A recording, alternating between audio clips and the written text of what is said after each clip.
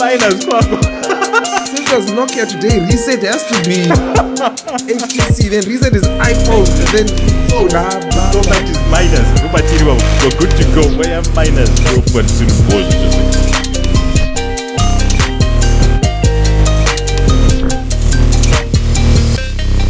I'm just fed up. Be nice.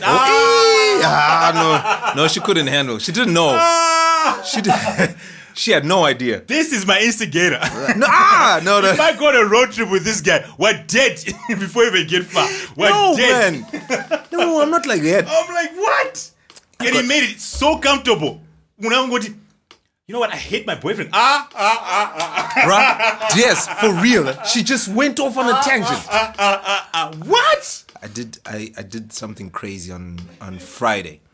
I get into an elevator and this woman is wearing heels. I mean, they're not that high. They're like, I forget the color. I think as men will say pink peach somewhere there. Yeah. So I said to the lady, hey, she was looking nice knee length. Skirt, nice jacket. I said, hey, your heels are nice. People don't notice that. Oh, really? No, not many men pay attention to shoes. Then I said to her, look, it's really looking nice. And then the elevator door opened and she walked in and then I just followed. And then I said, you know what? Don't get this the wrong way. But it's really looking nice. You're really looking nice. Then the one that, hey, and it's up for you. Mom's got, you're looking hot. Mom's got reason reason. Then she goes, what you reason? Then the elevator door opened for her to get off. She just looked at me and she just says, hi. Yeah. I'm not looking for anything. Just have a good day. You see what I'm saying about? You see what I'm talking about? And you know what's the worst thing about that? How many people are going to say that to her? None. You know what I'm saying? And it's not, it's just a flirty, but it's a conversation starter. That's all it is. That's it. It's just to say. And I genuinely wasn't looking for anything. No, you don't. Genuinely. So now I've removed a lot of filters and a lot of blockers these days. Oh, you're not just blunt. No, I just say whatever I want to say. You know the thing about getting old, that's the thing that kills me. You couldn't care less. Yes. You're like, screw this. Don't. Because, so, I mean, when you were younger, there's so many inhibitions, eh? You're like, oh no, what are they going to think of me? Exactly. Oh, now you're like, if I say this. I don't care. So what? I need to go. You know, that's where we are now. You're like, no. So bugger that. You know? And I think now you're at your most dangerous, actually. Lethal. Remember what I said in podcast 1? Yeah, the older you get, huh? When you you're the most 40, dangerous, my guy. Because right now. You couldn't give a toss. You talk about me going for 6 hours, whatever you're talking. It's because I just don't care. I'll say whatever I want. Yeah. And you're just going to go on and somebody's going to be like, you're insane. You thought of that. So let me guess. I'll guess 1, 2, 3, 4, 5, 6. Next moment is 3.5 hours. And just before I got sick, that's how it was. This client, the team, one of them was like,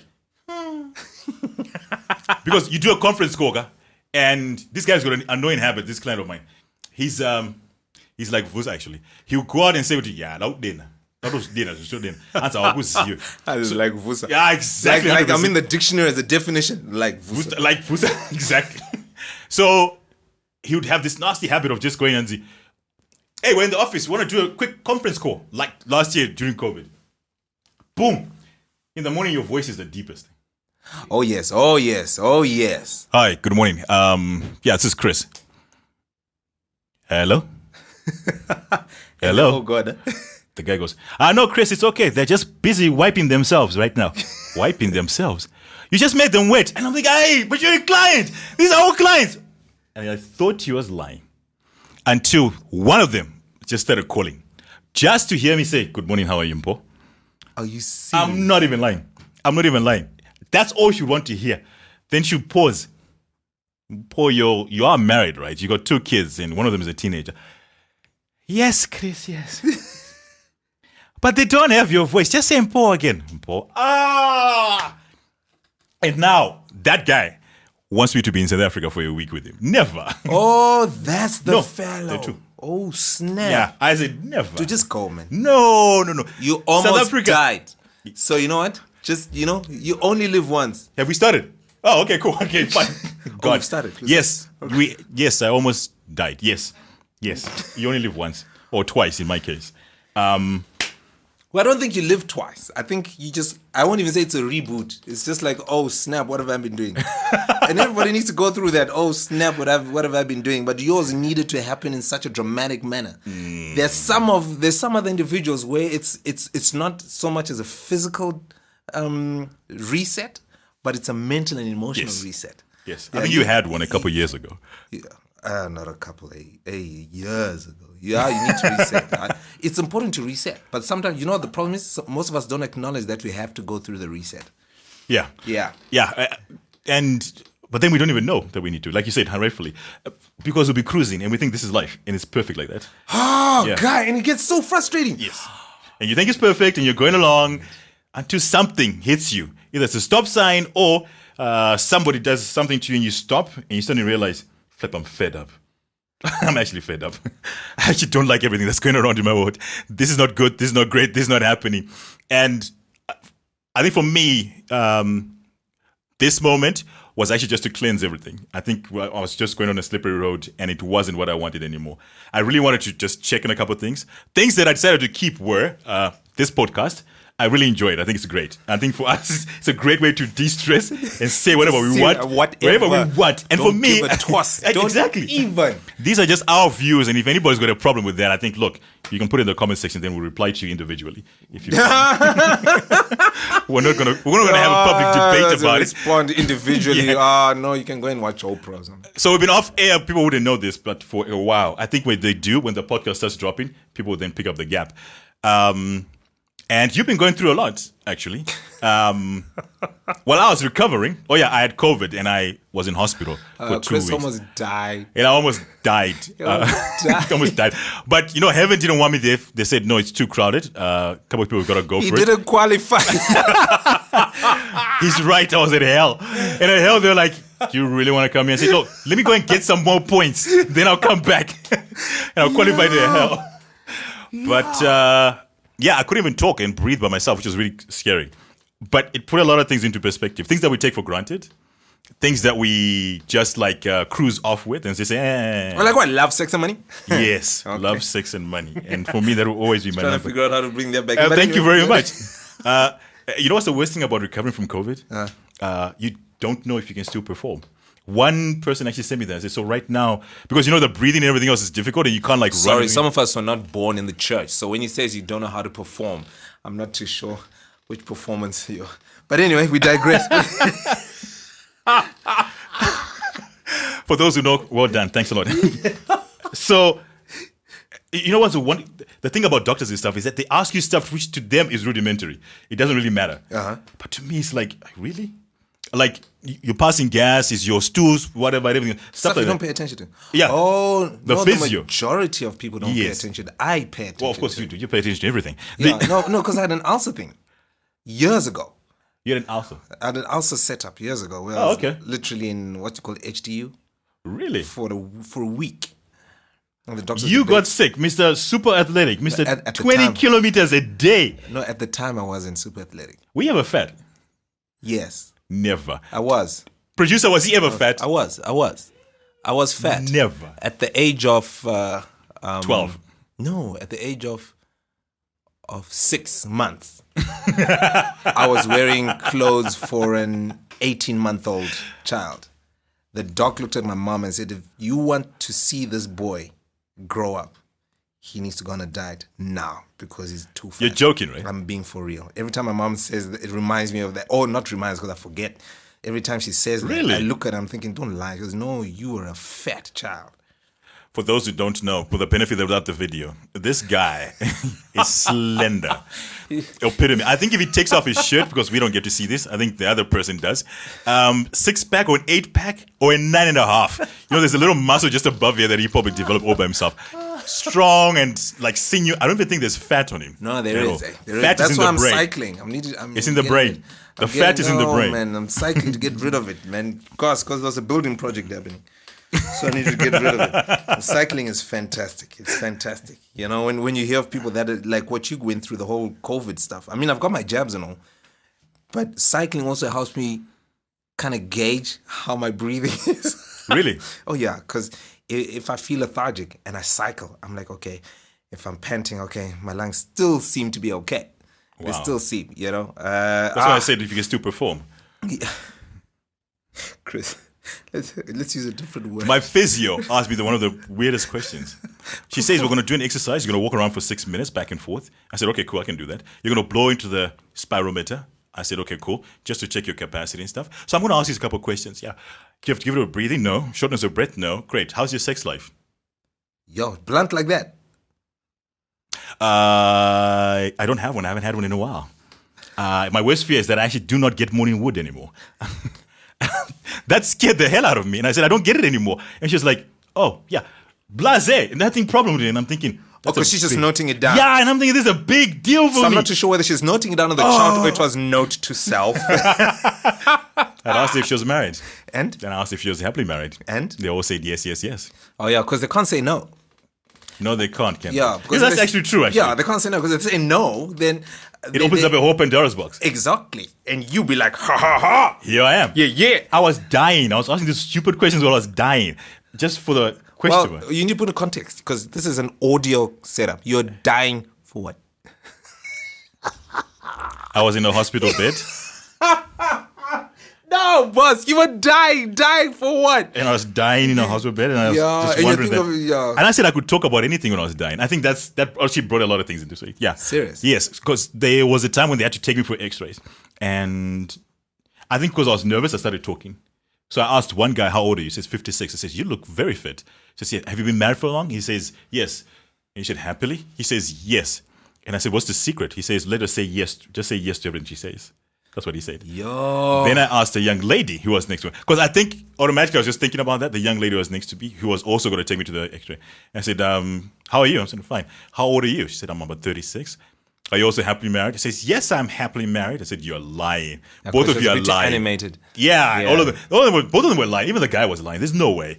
And I said, "So this is the love of your life, yeah? So what's the secret?" She says, I think she was truthful then. She says, "You stick through it." She says, no matter what happens, no matter what BS happens out there, you just stick through it. And I think that's what our mothers always used to tell them. yeah. To say you stick through it. You don't get fed up. You just keep rolling with the punches. And I said, so surely there was a bad time. And she owned up. Oh, really? Yes, there was. The 36-year-old? Yeah. And she said, yes, there was. He actually had packed his bags and he was leaving.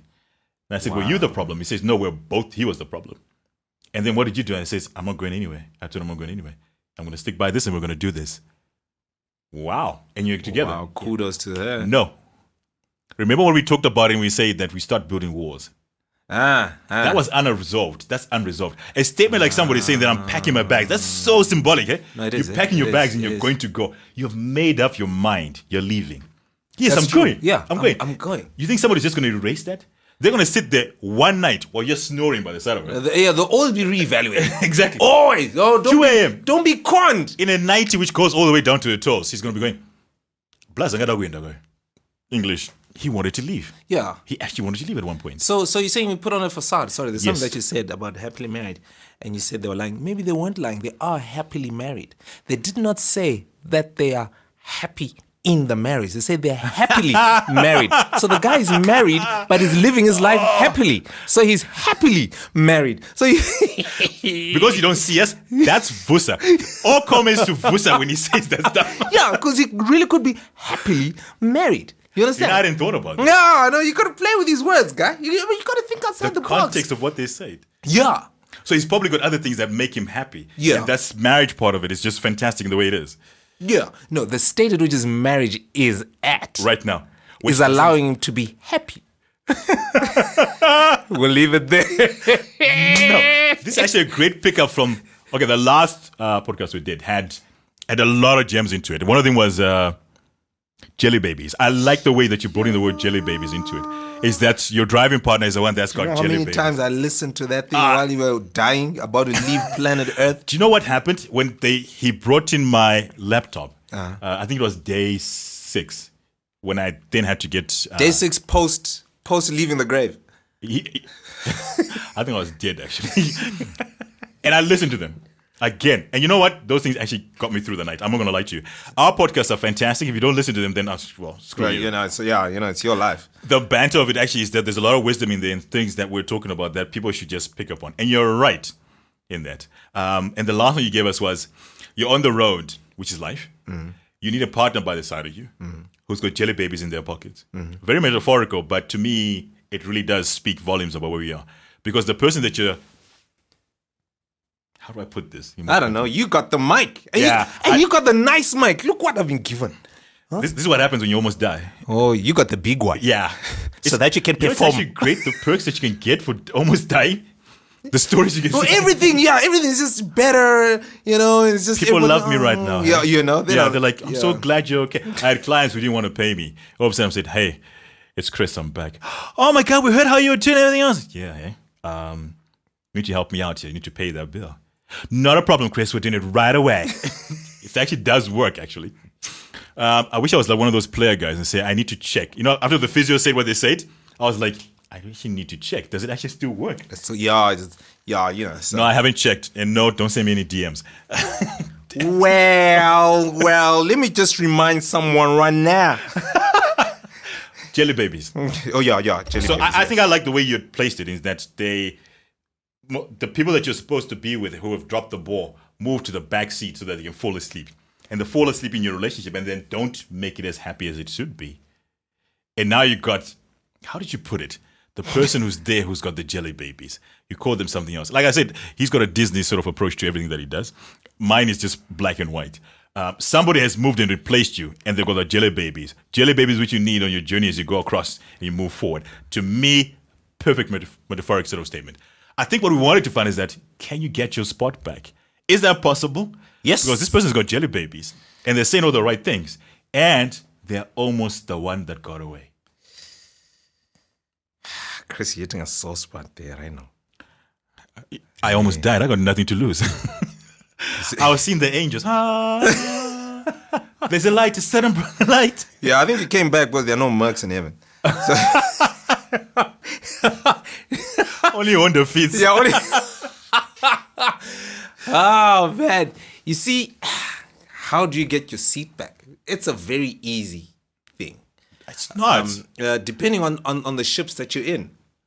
Look, there's only one ship we're worried about here. We don't want the frizzer. Well, Oh, you mean the last ship? yeah, because I think that one, a lot of people will not say, but that's where they are, especially in where we are right now. I think there's a lot of people who are in that sort of position because what I've realized is a lot of people got married, but didn't understand why they got married. Yeah. And I can speak on that because I got someone Yeah. close to me who, after so many years, after telling them, this is not a marriage, you just had a baby together. Yeah. Do you understand what I'm saying? I'm with you. Yeah, people had a baby together and they're like, everybody rushes around and says, hey, let's get married. You must be married. And I'm like, no. And I don't like to say it's a mistake because my father told me that this is not a mistake. Yeah. My father told me that those things are not mistakes because tell me, did you do it in public where everybody was watching?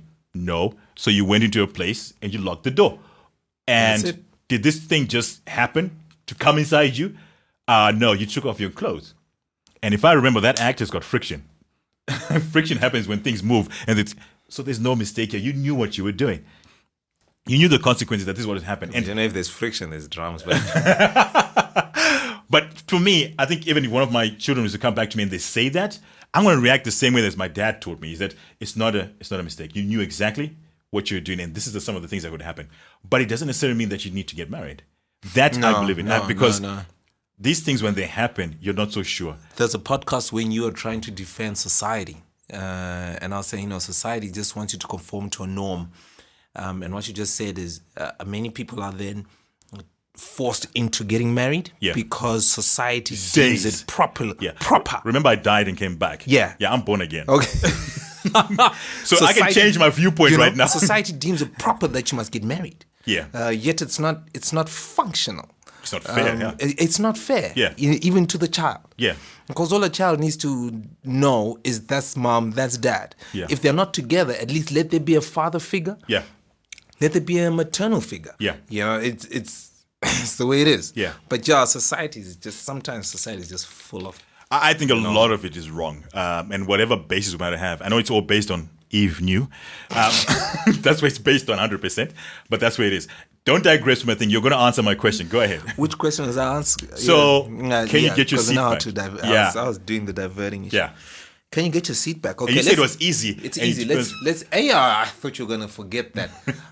It is relatively easy, but here's the deal. Let's just, for those that are trying to figure out where we're coming from, those that have never heard the previous podcast, Which is impossible. yeah, no, there's some that are just you just listen to these guys and they listen to the nearest one that's been okay. posted on. So it would be we spoke podcast number 1, or was it 2? It was one. It was one. Yes, it was one. It was one where I forget what Chris said, and I said there are 4 general. I won't say general. The 4 specific relationship groups. When I say relationships, I'm talking about relationships that are working concurrently with. Can I say? Okay, let's say married couple. Then a relationship just develops. The first one is just a significant body warmer, bed warmer. It's just a relief, stress reliever. What's the word? Who sang that song? Ooh, stress reliever. There's a song like that? Yeah. There's a song for every... Nail. Look at the person we're talking about. There you go. Yeah, stress reliever. Nice song. So there's a stress reliever. Nobody very significant, but it's just somebody that's there. It's more transactional. It's a transactional ship, a transactional relationship. So it won't sail away. It's always near the harbor. I need, just quick fix. You're done. We're not talking about that one today. Not yet. Okay. Then the second ship, which is where you fit in the regular one, the regular stress reliever, which is because the first one can be any ad hoc. It doesn't have to be specific, but you've got the regular one, the regular boat that will be there. When there are a myriad of options, you'll always be the preferred option. Okay. It's like they graduated from the first one. Yeah, because these ships you can graduate. Okay. It'll still be the same dock, but it'll be a color that's more pleasing to your eye. You kind of familiarize yourself with it, whatever's on the boat, all the way to the kitchen stuff. You're aware of what's there, and you're preferred. So they will do the most. Always make sure they're clean and all that stuff for you, and make sure that your favorite drink is there. So they're getting to know you better. They're getting to know you better. So no, this is more. It's not just transactional, but there's a small percentage, maybe 1-2%, of being more of an intellectual sort of a link. There's no emotional link there. It's just intellectual. Oh yeah, you're my regular. You used the big word last time, sensual. Yeah. The senses are alerted. Yeah, but a very small percentage. It's one of those that you will always go to that particular KFC. Yeah. And you will know the guys that are receiving the money. Yeah. You'll know the name or that particular bon marché or that particular. But as soon as you leave there, it's like out of mind. Yeah, out of okay, mind. cool. That's Yeah, a you nice know what I mean? analogy. Yeah. That's how Yeah. the second ship is. Yeah. It's like a bit more regular. You can die anytime. Yeah, the third one, next graduation, this one is where I wanted to fit in. That's where you can add in your small house stroke mistress. This is the ship that is dedicated to your needs. It's peculiar to you. Yeah. Because this one now, yes, it is transactional. The transactional levels have not changed. The transaction state from ship number 1 to this particular ship is the same. The same amount of transaction monies, whatever you use. The thing now with the mistress is a bit more sensuality and more intellectual connection. Yeah, I haven't brought in the emotional connection. It's very, very, there's a greater impact. Transactions, sensual, and intellectual. Emotional, I can say 0.5%, because it doesn't have to be there, because they are benefiting from the fact that you are now a sole agent. So they will do everything up and be seen as being all of that. So they'll cater to all the good things. Yeah. Okay. And they'll be seen by the rest of mankind as, whoa, she's got it going together. And it is not known who is doing, you're like a financier, you're like the blesser, but you are the sole agent. Yeah. When you call, they will drop everything Yeah. to cater to your needs. This is a person that you'll be willing to take to the business dinners, just To for be the show, seen, yeah. to be seen. She's got all the la-di-da-dis, the creature features, all of that. Yeah. But there's no emotional context to this. It's transactional. It's very transactional. She can or he can go literally tomorrow. Yeah. Without too much of a heartache. Yeah. Yeah. Those are Jowie. all over the place. That's why now you get into the point where we were discussing earlier with the producer that there's so much happening in the city now. Scary. And now, hearing sex parties and all that stuff, those are all transactional. Yeah. Indicative of where our society is, isn't it? Exactly. Yeah. Exactly. We are now trying to erode, not trying, but there is a mission to completely erode that which was culturally significant. Yeah. We're not going to put Christianity into it because Christianity did not come to alleviate the responsibility or the role of culture. Yes. Christianity just came to add on and to put a spiritual connotation to what culture already represents. Just people just get it twisted, and that's another podcast that we will have to deal with. Then Season 2. Season 2, I tell you. Then there's the fourth ship, which Chris The wants most me to dangerous talk about. one. This is the most lethal ship. It leaves the dock. It is. It runs off into the sunset. This is the ship that is. The engines are running. The tank is full. The kitchens are fully stocked. The linens are done. Everybody is just saying, we are going on the journey. Yes. And it is now, this fourth ship is not big on the transactional setup. No, it's not. It's big on the mental. It's big on the sensual. And then it kicks the emotional into overdrive. And so, because it is not transactional, it's no longer the size of the ship that matters. No. It is not how glossy the person appears, but it's how they make you feel. Yeah. And the moment you hop onto that ship, you're just looking for the sunset, and you are gone. You are gone because everything is catered to your needs. I remember we had a podcast on the things we do to get what we want. Yes. Or the games people play. Yes. Whatever game is being played, is being played to the hilt so that the ship leaves the harbor. Yeah. And it presents itself in such a way that those that are involved, that are leaving the harbor, do not give a toss about what everybody's going to think or how everybody's going to feel. They're literally gone. They are already on the journey before they've boarded the ship. You see what I mean? So we'll move the ship analogy. We won't delete it. We'll just put it on the side. Same thing with the car going to Cape Town. When you get the second co-pilot. For those that have no clue, we're talking about how life is like driving to Cape Town. Podcast 5. Yeah, driving to Cape Town, and your significant other then decides to, while you're driving, decides to hop over.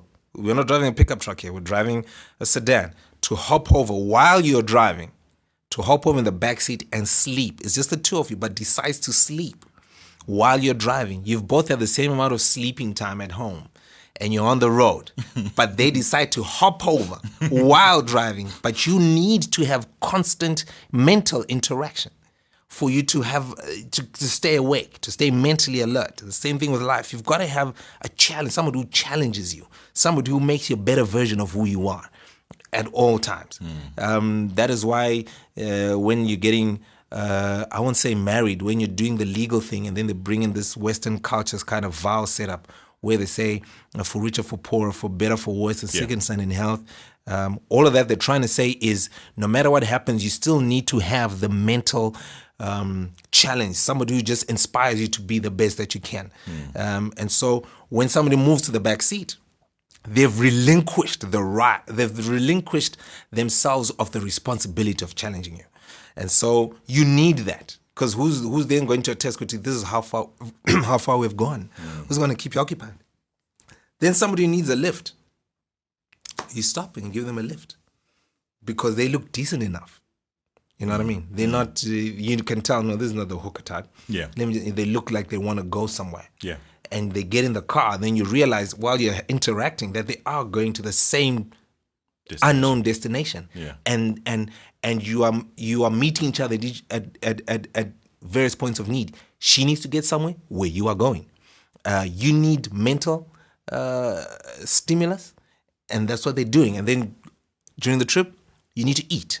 Yeah, you need to keep yourselves occupied. You're having fun. And so she's meeting you mentally, and then she crosses the border and she begins to meet you emotionally, because there's certain, sometimes you feel as though you're missing out and you're losing out, or you're just deflated because, come on, this journey is taking forever. But they're inspired to do more. Then they begin to meet you sensually, because there's sometimes you just need touch, boss. On the gear lever, you just need touch. It's human nature. Oh, that head on your shoulders. Exactly, or they're like, oh, let me just rest my head. They're not sleeping. No. They're just resting. And that just, it arouses you to like, oh, snap, somebody really needs me to appreciate that they're there and recognize that. And that's all we want, because love is an assurance of affection. Oh, gosh. And they're giving you that assurance, but the one in the back seat, fast asleep on the journey. What you should have been taking together. Then when they wake up, they're seeing all these fast food boxes and drinks, empty stuff all over, strewn around, because you're not going to stop while you're driving. You just want to continue going.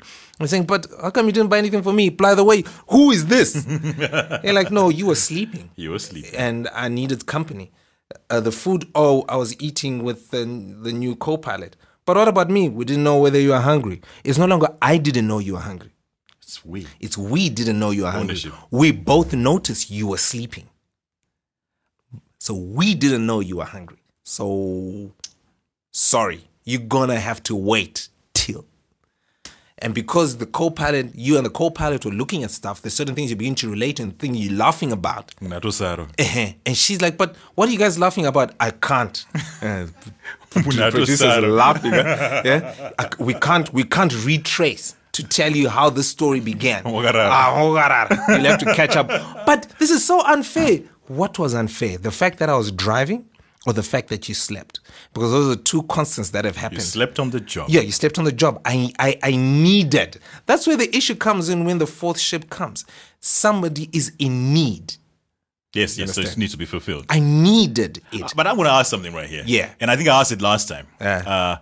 What if we can't? What if we don't know how to satisfy that need? No. The mere fact that you decided to doze. Because I didn't know. That's where the bullshit starts. You understand? You chose not to know. Here's the deal. The first question will be, why didn't you tell me it mattered that much? Yes, that's what I'm getting to. That's what I'm getting to. Why didn't you tell me it mattered that much? Mm-hmm. The fact that you said, why didn't you tell me it mattered that much? Mm-hmm. It means you knew that it mattered. What's bothering you is that you didn't think it mattered that much. Do you understand? So it's a timing thing. It's a timing thing. And you're the one who likes saying we deal in finality. Yes. And I like saying we deal in perpetual. Like women. Yeah, whatever. We deal in perpetuity. Is that the word? Yes. Yeah. And I used that with it. I asked one of my female friends about that. They agreed. Yeah, everything's perpetual. Men are finality in like now, and then women keep going. Here's the deal. I can agree to you at a certain point that we're in finality. Let's do this now. Yes. But then we have a perpetual mindset of we're doing this now because tomorrow I don't want the stress of thinking about it. Yes. So we move on. So we don't deal with finality. We want to deal with, we change from gear 1 to gear 2. We're done. The next is 3. We're done. Yes. The next is 4. Because we need to get to 5. Nowadays, 6, 7. Yes. There's a vehicle that has 10. We need to get there so that we get to the cruising. Yeah, we need to get to our cruising speed. Yes. So I want us to deal with the finality now. And so I'm not going to change down. Whoa. To catch up. But so you're not going to give them a chance at all? It's not about giving. You dozed. Do you understand? You dozed. So it's not my job to slow down, to cater for your desire not to want to be relevant at the time. For being relevant and redundant, we spoke about this when we talked about the trip. The one who went to the backseat becomes irrelevant and becomes redundant because of the choice of their making. So now it is my responsibility. Yes. And this is what society is saying, and this is what a lot of Christian thinking is saying, is no, you're the guy. You must make a You must make a plan to rebuild this. But you know what? There comes a time when you get tired of rebuilding because you're always pressing reset. So when the fourth ship begins to sail, it's because you're like, you know what? We are on the same page with this new co-pilot. There's no reset need. There's no reset need because of the experiences that I had with the previous co-pilot. Okay. There's certain things that are now my emotions on my sleeve. Yeah. And likewise with the co-pilot, they've had their own dramas. So there are a lot of things that are on their sleeve. Yeah? Yeah.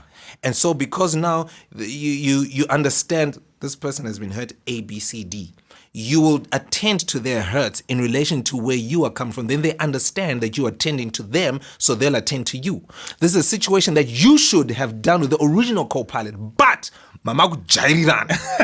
You understand? And then pakapina nye Wait. kusada. Yes. In all fairness, you seem to tell me that if we're scarred and we've learned, we'll be better people because we're able to attend to what someone else would have shown us. We'll be better people. Yeah. So, one, I saw something that was interesting. They said maturity for women comes when they're 35. For men, it's 43. That's when they come through. I'm going to present to you that the people that are in the back seat were not mature enough to realize what they needed at that particular point. One. Two, does this also play to things like love language? Maybe there was a misinterpretation of what the other person needed because we didn't understand what would make them understand what they needed at that particular point. I'm a big proponent of that love language thing because I think a lot of people miss it. They think it's trivial, but your needs, of which love language is what it's all about, are met by someone who understands that and is able to quickly understand where you're coming from, which in what you've said is comes from those who have had scars, learnt, and now at a point where they're able to learn. Look. It's nice dying and coming back, right? Hey, yeah, because you came on with a tangent. Look, I understand what you're trying to say. No, it's not a tangent, but Okay. you just come on with an interesting point of view. I understand what you're saying about maybe the one in the back seat in the naivety of things was not aware of needs. Yes. Crap. Because they knew. They knew, right? Eve knew. Thank you. Say it again. No, Eve knew. Eve knew. You know what I mean? They knew. It's just that they wanted to see how, not to see, but the inbuilt desire to be in control superseded the need to learn to release and submit to something that will give them benefit in the future. So it's about control. That's all it is. That's all it is. That's right. And so I think we talked about that. Yeah. So when they lose control, Yeah. reading the book of love language becomes more enlightening because they realize, oh, I dropped the ball. It's not an E, look what I learned. No. It's shucks, I dropped the ball. But they'll never say that. They can't because that's the thing. So the new co-pilot will be able to say it. That, oh snap, did I do it wrong? Did I get the order correct? It's the wrong one. Okay, and you want to drink Coke, but they bought Sprite. Yeah. And then they bought Coke for themselves.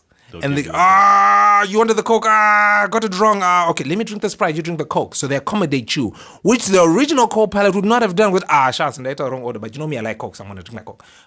Because I jaded. Yeah, and I chada.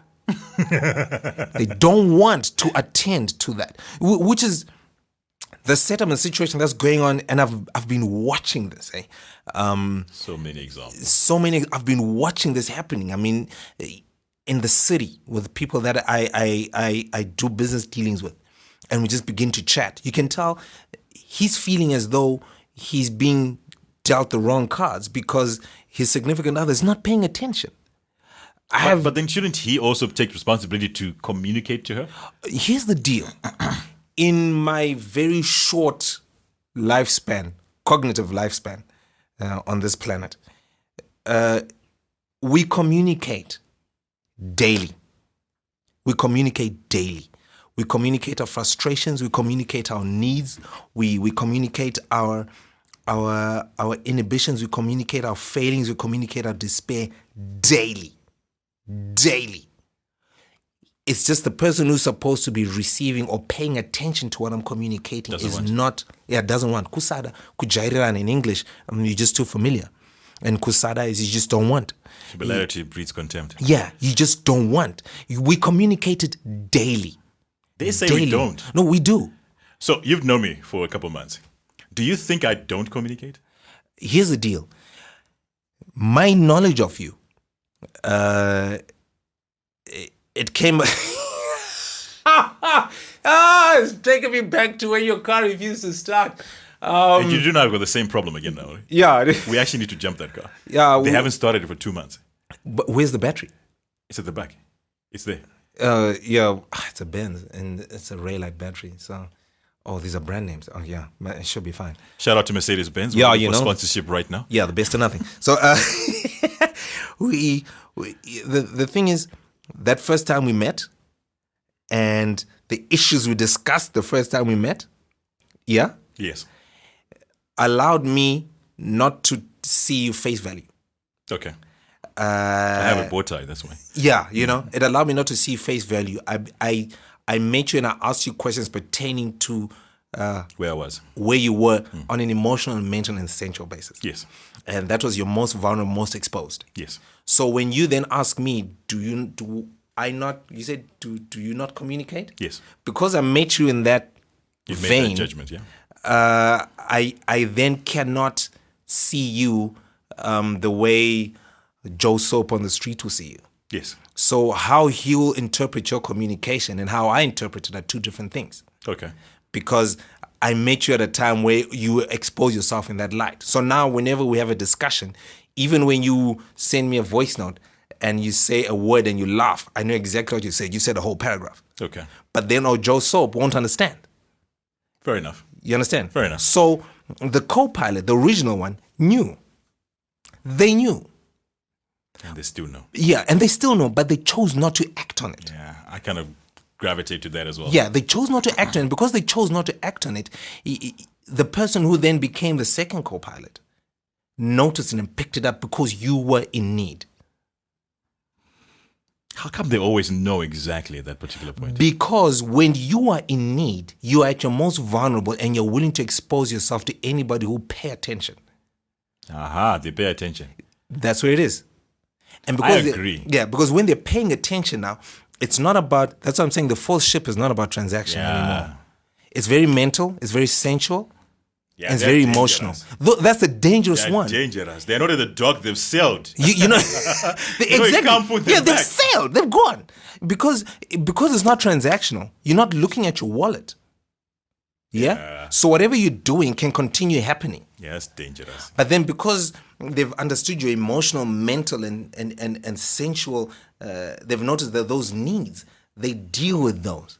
Because those needs will make sure that the transactional, that the money keeps coming in. So for between the two of you, it's no longer a transactional relationship, but you work the transactions together.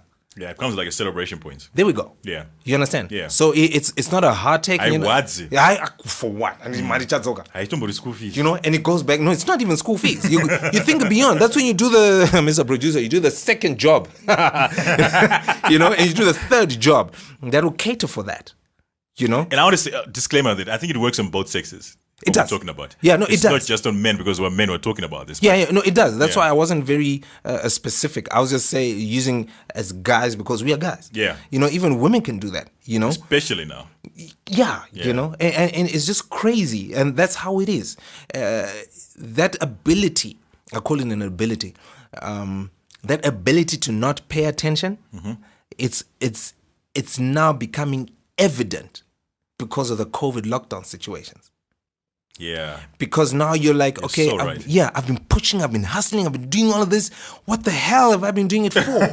You know, who the hell have I been doing it for? Who are you? Yeah, who are you? You know, there's no difference between you and me. TV. Yeah, because it's just there. You know, and it's happening. It's a real. So this is why I'm saying that people would get married for the wrong reason. Or when they're about to get married, nobody told them the ugly truth. Because Yeah, I've always been so about that. Yeah. Nobody has told them, because when you are We lie. going for those, what are they called? Marriage counseling. Yeah, that's bullshit. Those people lie. You know what they tell you? They only tell you about the good stuff. They isn't told it? you, and then they tell you, and then when you are going to face a situation like this, then they open the Bible and they use Okay, these leave the scriptures. Bible for a while. No, that's what they do. And then very few people are going to tell you real, The ugly honest truth. The ugly truth. Break down the ugly truth. The ugly truth. is, Yes. before you get married. Yeah. Here's number one. This is the woman. I'm speaking to the woman. Yep. He's marrying you as you are. Yes. Right. Now, as you are is in its entirety your mental state of being, your emotional state of being, your financial state of being, your physical state of being, and your sensual state of being. That's how he's marrying you as you are. To the guys, the woman is marrying you, as we discussed in the podcast, as you will be. Be the potential. The potential. Yeah. And so what the guy needs to do is to work on himself to be better. Yeah. She is an add-on, not this bus stop. Yeah. She's an add-on to allowing him to be better. What she's done, she's going to provide a place for him to rest so that he can recharge. So the woman who's being married as she is, how she's looking, how she keeps herself looking clean and trim, her mental well-being, emotional, all that stuff. What she then needs to do is she needs to up her game. If she is not working before they got married and after they're married, the fact that she's not working doesn't mean she should just chill and do nothing. She must still dolly herself up to get up when he wakes up. Yo, and you know what? Someone who told me that was someone I call mom, but she's not my mom. You know, Yeah. like, Yeah. 100% she said that. 100%. You must still dolly. There's a friend of mine. Because you are going to a graft, though. Yeah. Yeah. Being his wife is a Yeah, graft. it's a graft. Yeah. So, I mean, I've got a friend of mine. I said it to him once. And I haven't said it to his wife. And I said, you're not going anywhere. You know, at the time, she wasn't. You know, she was a housewife. I said, you're not going anywhere. She goes, yeah. She starts laughing. I said, but you, I think I went to her house that day and she was going to the shops. Unfortunately, Zambia. and for him, fortunately, at the time, they had more than one car. So he Okay. left a car Okay. for her at the house. Yeah. She never put fuel in the car, but it always had a full tank. Wow. It was always top notch. Ready, yeah. And so I said, you're going to the shops? She goes, yeah. I said, what are you going to buy? She goes, I didn't buy 2 loaves of bread. But she was looking like she was going for a hectic Meeting. meeting. The heels, the makeup, Yo. smelling good, looking Yeah. good. I said, but Joe. And she goes, you know what? My man is a boss where he's grafting. And I don't want to get a situation where I go to the shops and one of his lackeys sees me and then begins to question his validity as a boss by the way I'm looking. Yeah. So she will do the utmost to look the nice. And I said, wow, it blew me away. She goes all out just to go To the shops? to the shops. She won't even burn more than 2 liters of fuel. Just to go to the shops. To the shops to buy 2 loaves of bread because that's what is needed. She goes back. And you know what men are? We like to have trophies. I want to celebrate you. And so she comes back home. What does she do? Then she just takes a rig off. She's done. When he knows the owner is about to come, she may not wear the stuff that she wore to the top-notch, shops. but she's gonna make an But effort. she's going to look good. Yeah. Or if she takes off the makeup, when he comes, she celebrates that the owner is rocked up. Yeah. Even if they're going through some turmoil, she still get up and celebrate the Yeah. guy. You know? And that's how she keeps it relevant. So to those that are about to get married, the buck doesn't stop. Even if you are working, that emotional context that you are playing on when you're getting married, it has to go to the next level because it is work. Yeah. You know, you can't afford to sit down. You can't afford to get too familiar. Every day, for you, Chris, now every day is an important day because you almost died. Yep. So every day, the moment you get married, the moment you get married is the same moment when there's the ability for the guy or even for the lady to have an affair. That very moment. Because him marrying you doesn't mean you're the prettiest girl in the world. It doesn't mean you're the hottest dude on the planet. It doesn't. It just means for that season, that moment in time, you found it viable for you to stay and live together. and you're going to sign a contract to and you're going to pay dowry to your parents to say, you know what, I'm taking this one and she's going to be staying with me and I will look after this one. And when this one says, yes, this is the guy, you are saying, yeah, this is the guy I'm willing to be with. But now as the role of the wife, your issue is you are the one who's supposed to be his safe zone, his structure, his support system.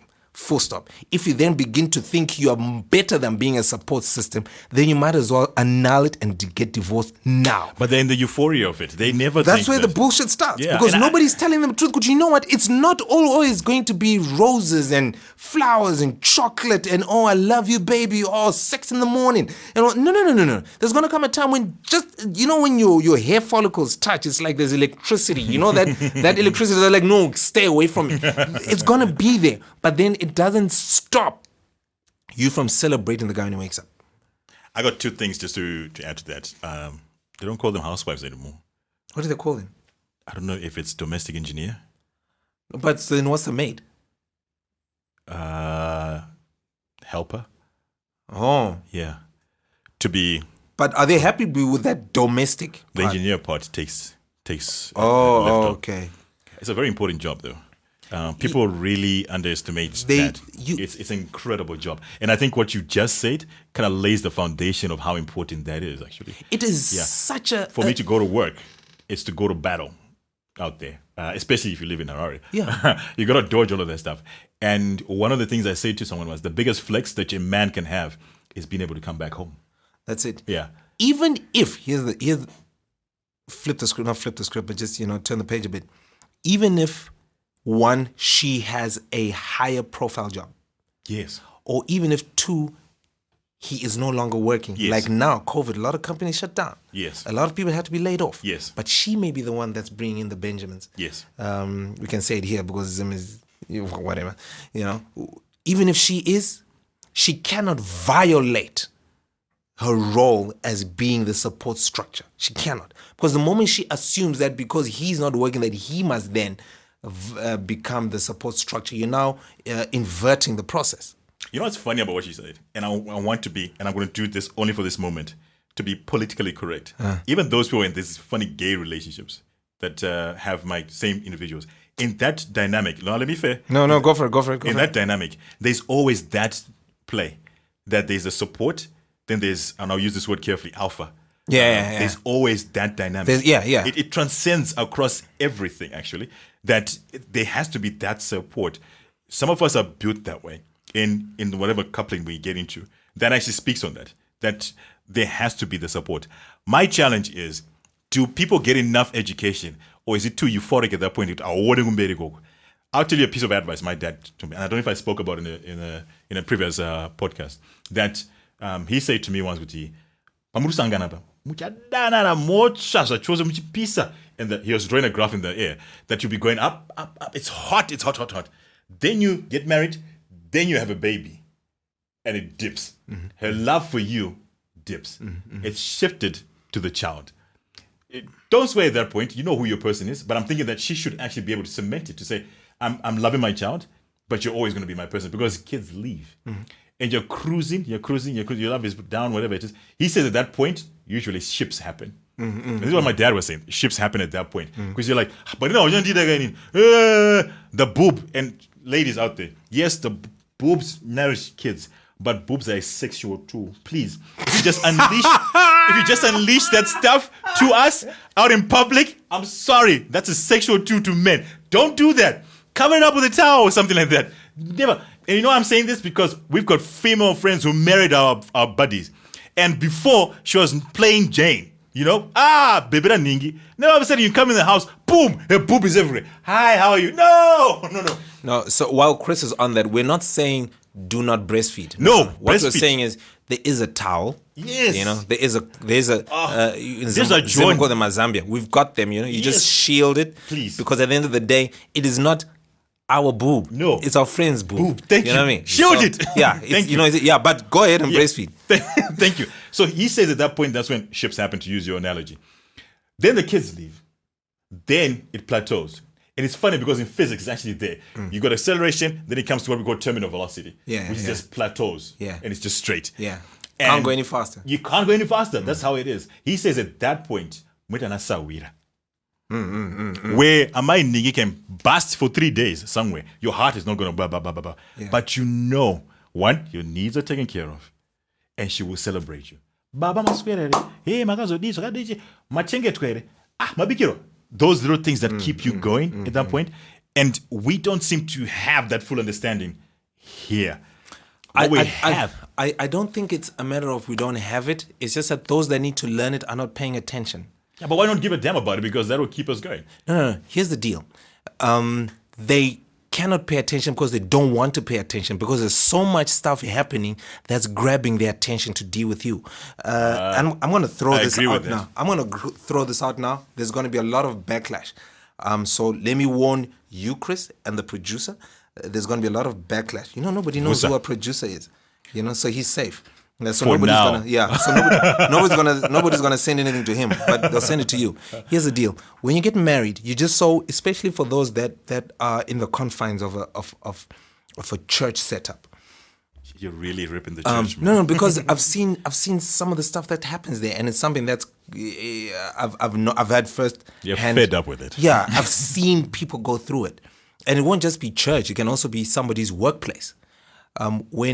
When you get married, there's this very silly, myopic, stupid mindset that no, they're married now, so they are mature, Happily ever after. and they can let's give them things to do so that they can work together as a couple, And what you're doing is you're not giving them something to do; you're putting more pressure. Because when they get married, they're supposed to be building their world, but not accommodating the nonsense of other things that are happening. That's true. And those that before when they were single, they're doing choir, they're doing ushering, they're doing dancing, all the stuff. And they were like, you know what? Take a chill and focus on you and your madam. But no, they'll be like, no, you're married now. Your guy knows you're there. Your chick knows you're there. So, we can give you more stuff to do because, you are now centered. You're now holy. But what it's doing now, they're putting more pressure in those departments that you guys are too worn out to deal with who you are together. So what's happening is when they're assuming that you're building something together, you're not. You're looking the part, screen saving, but deep down, that fluctuation you're talking about doesn't happen. So there's no, you're becoming actually not more, you're becoming less relevant, you're becoming more redundant and more irrelevant because you're just working and burning yourselves out, assuming you're doing it for the church, for work, but because it's for the better for the two of you. But no, you are not. You're doing it for people that have got nothing whatsoever to do with where you are as a couple. So that foundation sets you up for later. Is that what you're saying? It sets you up. And because nobody's real, you know what used to happen? I think I heard it somewhere. When guy got married, hey, stay away for the first 2 years. Stay away. Don't do choir. Don't do ushering. Don't even go to war. You concentrate on that because those first 2 years are the years where you're going to have to build to that, that peak that you're talking about? Yeah. When you're going up in the graph? Yeah. Here's the deal. The more you are together and you're able to build on that graph, when you get to the plateau, with terminal velocity, how you have been able to build will determine the height at which your plateau begins. Okay. So if you're not given the time to build because, I'm in choir, I got to go to work, I got to do this, and none of you is able to put the buck and say, no, I have to go. Or no, I'm quitting this for now because I have to deal with this. Because work, you're going to get fired or you're going to get laid off. Then what? The church can fall apart or the bishop is going to steal the money or the pastor is just going to be a dimwit and the church collapses. Or you're going to go to COVID and you're not going to be going to church. Yeah. You know what I mean? And now you're stuck with someone you don't know. And know. now you're stuck with someone you don't know because you were not together to build the graph. So where you've plateaued, you may be plateauing at a very low level. And that low level is closer to when you're single. So it's easier than say, there's no difference. There's a ship coming. Exactly. Oh, you're way up there. And so when you hit your plateau, you're way up there. Strong. You're strong. So when there's when you can see, hey, there's a ship over there, but because your plateau is way up there, nothing can touch you. Nothing can touch you. MC Hammer can touch this. You know what I mean? And you move on. But even when there's a child and all that stuff, and you dip and all that stuff, and you say, but you don't love me anyway. No. If she continues to be a support structure, there will be a baby, yes. But the support system, the support structure, even if there's a baby and you are alpha male and you're bringing stuff in, if that doesn't change, you're still able to increase your where the plateau begins. But nowadays, everybody's all hung up. No, I gotta serve. No, this is important to me. Because God is first. Me. I want my car. The car must be in my name. I want my house. It must be in balloons and it must be a Range Rover. You know what I mean? It must come out by Kelvin the Planner. Yeah. Shout out to Kelvin the Planner. You're doing a wonderful it's job. hectic. Yeah, he's doing a wonderful job. Hectic. Yeah, you're setting standards for us to fall from. Thank you. So those are the dynamics. So when the ship rocks in, or a ship presents itself, it's because the guy or the lady who's going to jump onto this ship, the fourth ship, where it's got nothing to do with transaction, but it's got to do with meeting your needs mentally, emotionally, and sensually. When it rocks up, you're on that ship and you're good to go. You're willing to sail away. Because why? You never felt where your plateau is now. It's just too close. This is why I brought in this point, and I want you to see whether I was wrong. They say people mature at 35 for women and men at 40. Shouldn't people get married when they're much older? It's in the 1920s, I don't think you know yourself well enough. Don't forget, when you're 19, 20, you everything is speaking against your ability to stay single. Yeah, it's speaking against it. You're now old enough. You can get a job, or you're doing uni. You've got your degree. You can get a job. You can be a self-made man. You're watching all these guys that are making millions, or just doing the most. I gotta do this. And then with those that are doing the most, he's sitting there or standing there having this nice photo with a significant other. And so there's that subconscious, oh snap, should I have a significant other so I can also look this good? And then society's like, you're not married yet. So what's wrong? And you've got all these pressures. So you just succumb to them before you get to be able to define yourself. And I think that's the biggest problem, isn't it? We are being surrounded by so many things that are making us delay our ability to define ourselves. And isn't that the problem also, that defining ourselves, that we find a lot of the people in challenges now, where somebody comes up and says, I'd rather be in the backseat? Because they failed to define themselves? Or they didn't want to define themselves? I think... Or the definition of themselves has made them sleep. Yes, that's where I was going. That's deep. Yeah, you might come up and say that they're wrong and everything else, but to me, it seems like the definition. And to go back to what you said, COVID sometimes defined that for people, because you're locked up now. You're forced to be with that person. Yeah, and you're like looking, okay, fine. So and now you're like the fragile stuff that you used to see before that would blind it, and you'd go away and then come back and be surprised. You're not surprised by it anymore. Yeah. And there was a huge increase of domestic violence and divorces during lockdown. And suicides. Yeah. Because there's that, almost suddenly you're like, nah. This is not it. Is this worth it? Yeah. And this is not everything. You know what I mean? Yeah. So, sorry for those that this is their first podcast that they're listening to from Chris and Vusa, is because, Chris was almost dying. So we're a bit on the deep, setup right now. No, he almost died. So now it's one of those, oh snap, so what should we do now? And so many times when the brown stuff hits the fan and everybody's realized, no, there's a fourth ship and he sailed away. What happened? And oh no, so what do we do now? I don't care what you want to do. I'm doing me. Yeah. You know what I mean?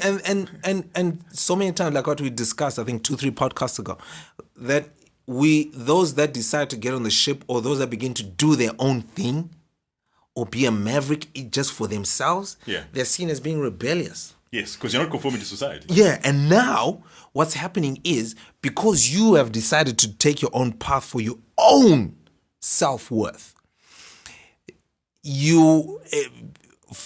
people who have known you for some time will try and see who or what has made you become who you are now, because this is not how you were before. You know what they're doing is they were safe with an image that already had about you. They'd already got this image of... They put you in a box. Yes, that they box. controlled you. I'm safe with that box. Yeah, I've controlled this one. Why is this box broken? Yeah. And you know what they always do? It's not you. It must be an external force that has done it. It's natural. Yeah, it's a safe bet for them to say that, because I've known you. That's what they say. But the truth of it is that they haven't known you. No, they And didn't the learn challenge is their own lack of knowing you. To counter that, it must be an external force. Have you Haite ever noticed when a guy's driving his car and he runs out of fuel? He's seen the gauge is empty, but when he gets and the car stops, and he goes to the side of the road, he knows that there's no fuel. But what's the first thing a guy does? He gets out and he walks around the car like there's some external force that is messed up. No, it's the fuel. Have you ever noticed that? Yes. Oh, have you noticed when somebody's car has been stolen? Yeah. Yeah, and they walk out and they go to the parking slot. They're searching the pocket. Where on earth is the car going to be? And he's looking underneath the car. And where is it going to be? You know what I mean? Come on. And That's it. The mind trying to compensate. There we go. The mind tries to compensate. The mind is trying to compensate. Yes. So It's irrational. What just happened is irrational. the mind. Yeah. Why is it the mind first?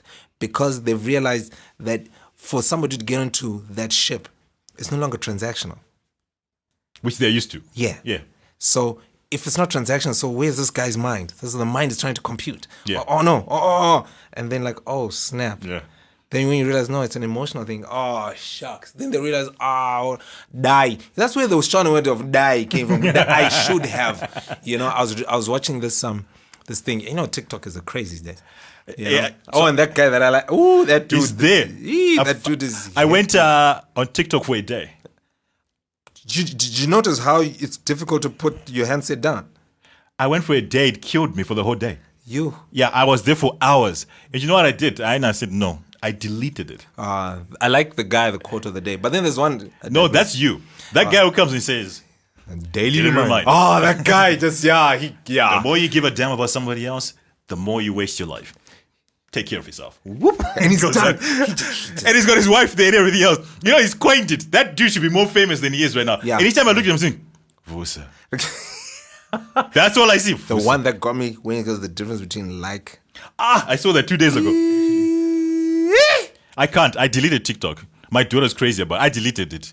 Yeah, it's dangerous. The difference between like, love, and in love is the same between, was it like, love? It was something in Forever. I said Christmas, he had this. I did. I listened. It was hectic. But anyway, this woman says, you know what? The difference between men and women is when they get to a point where there's an expose of the cheating. Women get affected. Women's first question is, are you in love with her? That's the first question. That is the first question, isn't it? Are you in love with her? And then That for a is guy, the first question. Is, did you sleep with him? Wow. Because for guys, that's a good one. Yeah, for guys is, did you sleep with him? Because if you did, there's the fear of being cuckolded. You know cuckolded? Yes. Where a bird lays its egg in another nest. Yes. So somebody's DNA, somebody's essence is now residing in your wife. It's different types of ownership there. Yeah. Yeah. So your DNA as a man is no longer the only DNA that your wife Yeah. So it's a more physical thing. Yeah.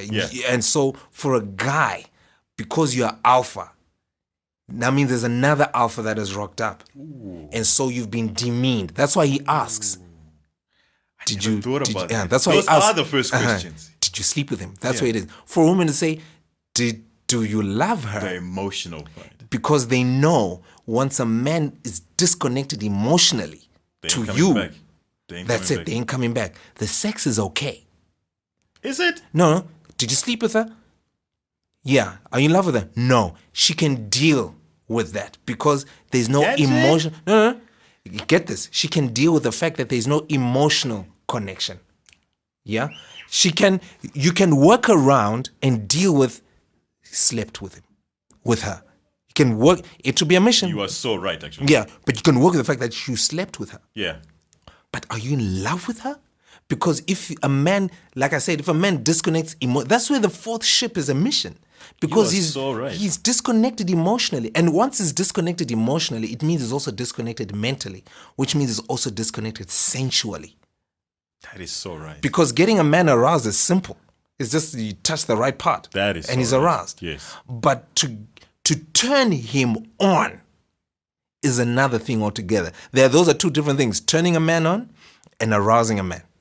Because sex or celebration or whatever has got to do with turning each other on before you even get into the act. So if a man disconnects emotionally, you're not going to turn the guy on for life. That's why she'll ask you, are you in love with her? Yeah, do you love her? Yeah, because when you say, yes, I love her, then she knows she's out of it. So she will weep. So that's the way to destroy women. Yeah, I know, I don't love you. Producer's laughing. Yeah. I'm just trying to be real here, okay? I'm just trying to be real here, okay? So when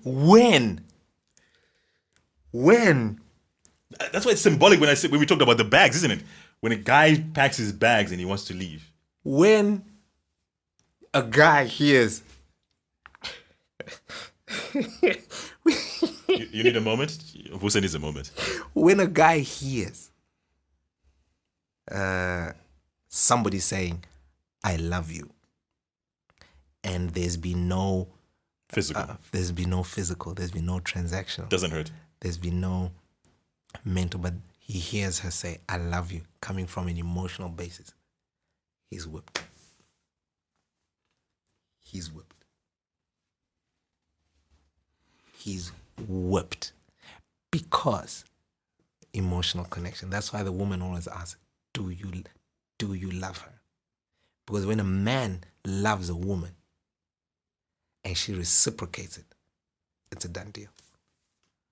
That's why she won't ask, did you sleep with her? Because sleeping, it's a transaction. It could have been a hook on the street. I don't know. Or a sexual work on the street. I think women middle age might understand that. No, I'm just, we're talking about what we're understanding now. Okay. Yeah. Yeah. So that whole aspect of I love you, I'm celebrating you. I'm not celebrating what you have given me or what you have done. Just you. Or what you're about to do. I'm celebrating you. I'm going to throw something here. Throw it. You're on a nice tangent. I really like what you're saying. No, go for it. So is that why man can cheat? Because it's just purely... Now, let's define the cheating. Yeah, stealing a pen and stealing a car. The same concept. For ship 1, 2, or 3. Ship 1, 2, or 3. That's why they can do that. Yeah, for ship 1, 2, and 3. They can do that because there's no emotional attachment. Yeah. It's all transactional. Yeah. So all you need to do is withhold the means of which you're transacting. And that dies. Why have women now attached more emotion to it now? Because when you attach emotion to it, you've got the guy locked and loaded. Yeah, but like you say to me, none of these guys who've been caught cheating will say, I love that woman. That's why I had sex with her. They would just say, no, we just had sex. It was just sex. And they'll be like, you're cheating on me. You're cheating on me. Then she burns the whole house down. No, that one's just being stupid. No, that's being stupid. Because I know of a lot of people that have had issues where it's just been about sexual encounter. Yeah, just physical. Yeah.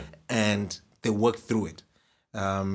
Because it's a transactional setup. But when you say I love her, damn, that's a killer. That's a whole ball game altogether. So when the transactional thing, withdraw. So when you're saying, but Vusa, it's not that easy. Yeah. Ship 1, 2, and 3, for the significant other to then redeem the time or try and rebuild. All they need to do is to make sure they're all up in somebody's space so that all their transactional qualities can come back to you. So you can move from the back of the seat. Yeah. So once I'm worried more about this final ship. The final ship that's why I said the final ship is the most lethal one. The amount of time, the years it took, because a man doesn't wake up and get onto that ship. No.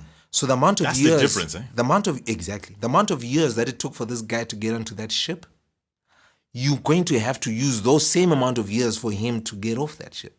So what you're doing is now whoever is feeling as though they are the ones who are being offended because the significant other has gone into another ship, they are the ones that are going to have to say, okay, I am going to start from scratch. Like I'm going to date this chick again.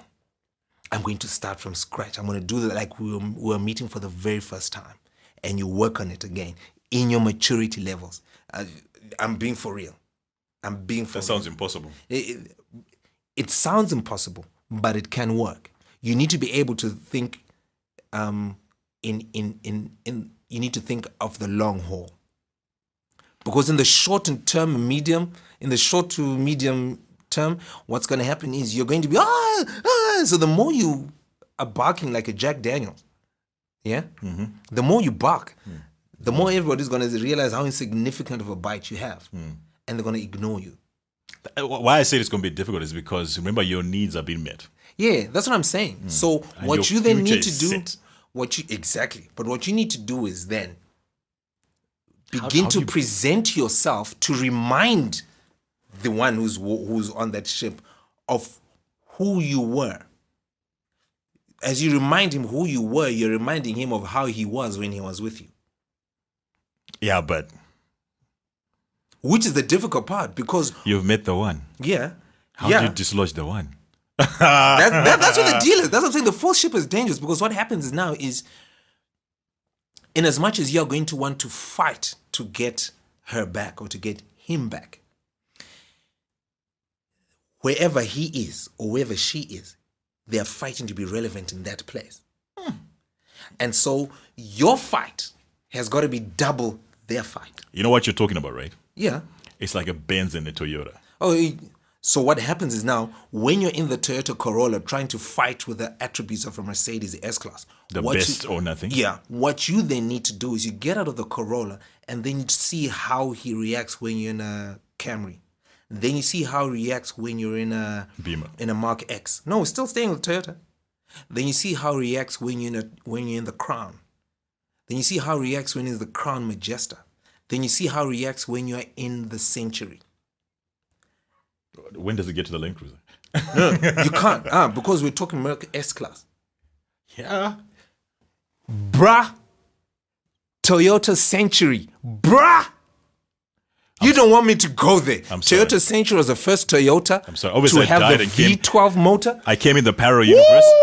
Woo! Vusa, for all I've known him, loves Mercedes. He never screams that way for anything but Mercedes. This is the wrong world I woke up in. Yeah, Mercedes is the best or nothing. I came across a Toyota Century No. once in my life. I came across and was like, oh, interesting. It's got a very regal look. I was like, oh, I'm intrigued. And I went and did my homework on that car. Some of the stuff that we thought was pioneered by the Germans, the Japanese were already doing it. Soft closing doors, hydraulic suspension, massage seats in the rear. Who is this guy? Massage season. Of all the Toyotas ever built, my heart skips a beat on a Century. Do you know what Toyota does, right? Boss, It just bites off everything else that everybody else is doing. that Century, in Japan, a Mercedes S-Class is for the VVIPs. Yeah? For the VVIPs. The Toyota Century is for the IPs that are above the VVIPs. Yeah, it's a Japan car. That's what you'd expect. It's like Mercedes Boss, in Germany. Have you driven a Century? No, because it's a Toyota. The 2004. Who is this guy?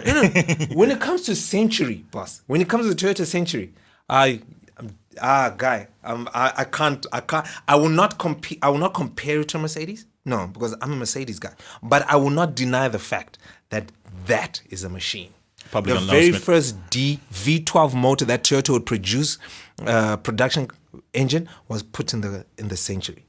That thing is wicked. TV, the whole setup in the back. That people are like, these guys pulled this mission a long time ago. The Mercedes E-Class, I know it as a 212. Some people I don't know what people are calling it now. The one that came after the one that you have, the one with the square lights, the E-Class, yeah, the one that came after yours.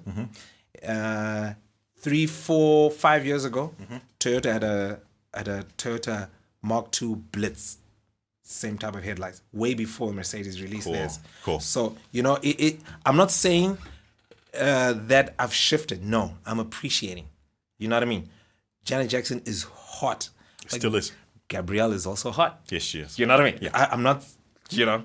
So your argument was defined for me because when you're sick, all you do is just like watch a lot of things. People don't want you to do anything. They sort of feed you and drug you. So I have a project I'm working on, and I wanted to understand why iPhone or Apple is so dominant as opposed to the Toyota of for mobile phones, Samsung. And they gave that analogy that you've given me. The recent developments that they had with iPhone 13, a lot of people felt that it was just an iPhone 12 with slight little things that are there. That's because then this guy broke it down for me and said, the biggest challenge we have is that we're expecting this humongous leap forwards for the iPhone because of Apple, because of where they came from. Because they've got a legacy of bringing these world-shattering sort of developments that are there, similar to Mercedes-Benz. But everybody has been doing their homework. Exactly. So what people have been doing is they would take snippets of certain things that iPhone puts together as one.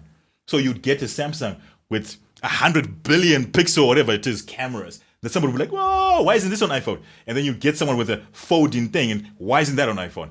And what iPhone has done is progressively made small adjustments to make things like their chips faster and respond better, their resolutions to respond I've better. actually moved from iPhone. I've actually moved from Apple. I am so sorry about that. Oh, but what I'm using now is fantastic. Shout out to Huawei. Yes. And they mentioned that. But when you look at the whole simple ecosystem of what they've built together, there's nothing as solid and as robust as the Apple ecosystem and the iPhones themselves. When you use the phones, they never collapse. Yeah, I haven't had an issue with that. Yet. Yeah. I have one. I have one. Yeah. No, I haven't had an issue with that. I have one. Yeah. I have one. Yeah. My first smartphone was Huawei. So I'm cool. And my transition from Apple to that, I was fantastic. I've got no guans. It's okay. Yeah. But that argument that he gave No, I hear what you're saying. made a lot of sense. No, I hear what you're saying. And in fact, if you bring it back to relationships, for me, that's what's critical. I was trying to get back to where we were. About how these elements to where she used to be the Mercedes. Yeah? She was the Mercedes in your life. Remember, I'm saying the one is the Mercedes. The Mercedes is there. Yes. But then the one who's fighting to get you back. You know, when you talked about you settled? Mm-hmm. You settled from getting an E-Class, you got into the Toyota Crown Majesta. Thank you. And when you got into the Toyota Crown Majesta, it had all the creature features. Yes. All of it. But it wasn't. Some even much better than the E-Class. But it wasn't? But it wasn't. So what happened is over time, the pedigree. The pedigree, you kind of like, you start to see it. It fell short. You're like, nah, you know, even if I get a new model, it's just not going to do the thing. It's not the same. And then for some odd reason, the car just decides, look, I'm not in the mood to be doing what you want. And then you hop out and then the Merc comes back again. And you get in and you go. Now what happens is now the Toyota, what it needs to do is bring itself back to be on par with what you're driving. But you're not the same person anymore. No, you're not. You're not. That's what was always my argument. No, I hear you that you're not the same person anymore. They won't get there because 200 kilometers away is where you needed them.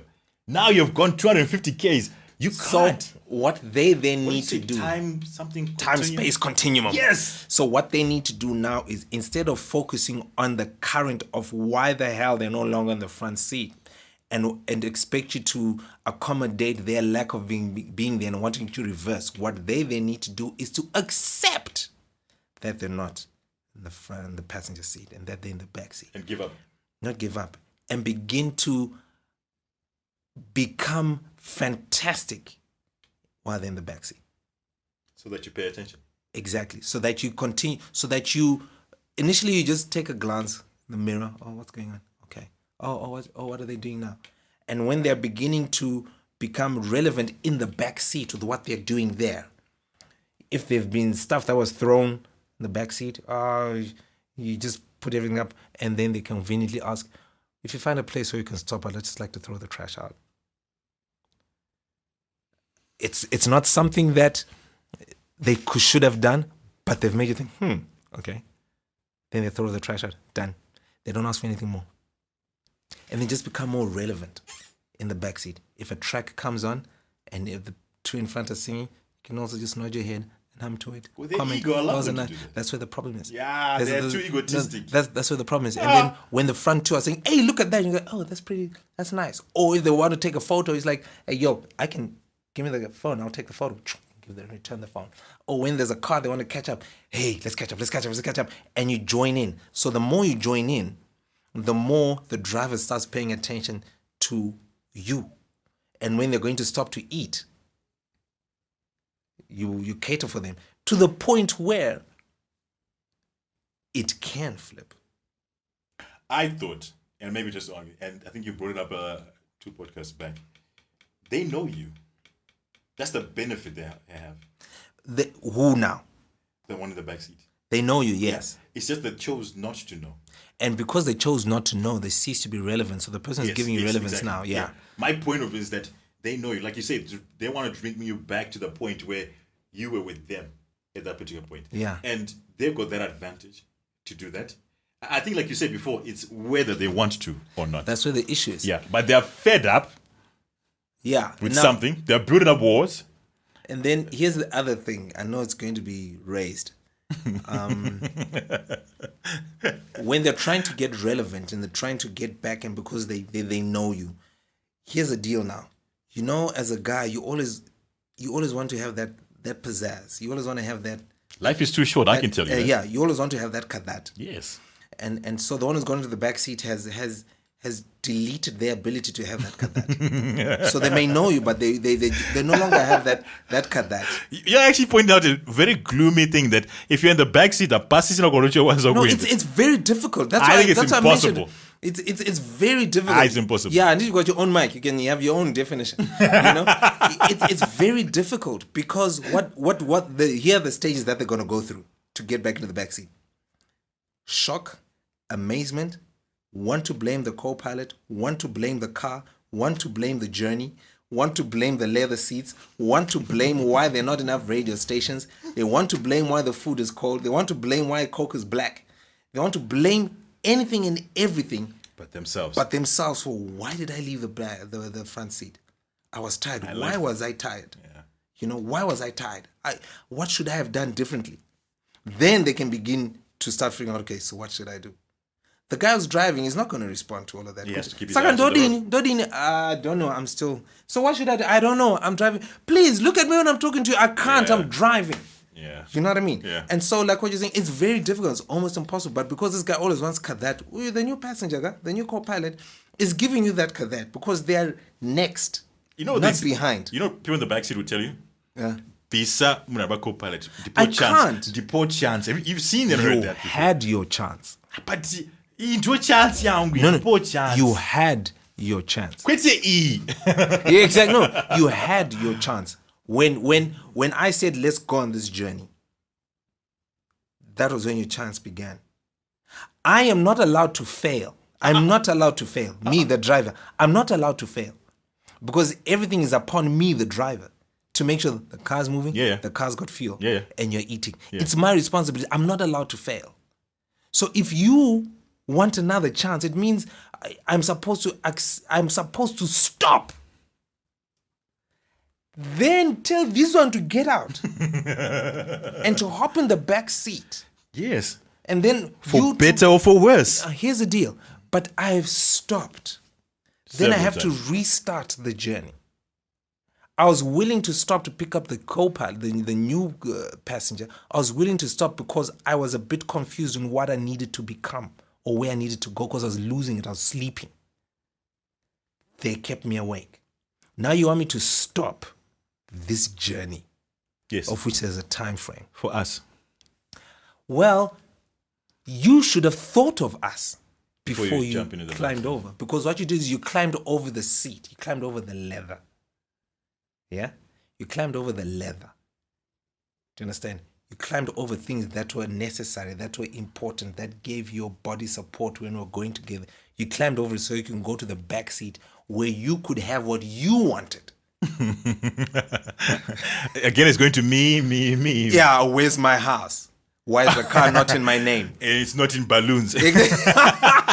So that's the thing, boss. So it's near difficult and near impossible.